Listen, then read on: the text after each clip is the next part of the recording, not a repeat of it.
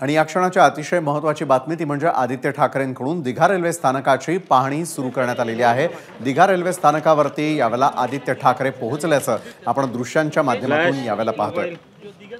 ABP माझावर ही थेट दृश्य आहेत दिघा रेल्वे स्थानकातून। दिघा रेल्वे स्थानकाची पाहणी करण्यासाठी आदित्य ठाकरे हे दिघा रेल्वे स्थानकावर दाखल झालेले आहेत। तो फेज 1 कंप्लीट है ना? कंप्लीट है यस। फेज 2 के लिए बस वही है। और ये स्टेशन पण एलिवेटेड। हां एलिवेटेड है। मोबाइल में चलो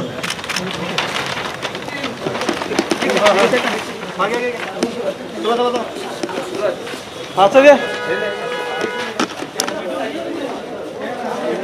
आदित्य ठाकरेंनी अखेर दिघा रेल्वे स्थानकाची पाहणी केलेली आहे। दिघा रेल्वे स्टेशन परिसरामध्ये गेल्यानंतर एलिव्हेटेड स्वरूपात तयार असलेल्या दिघा रेल्वे स्थानकाची त्यांनी पाहणी केलेली आहे।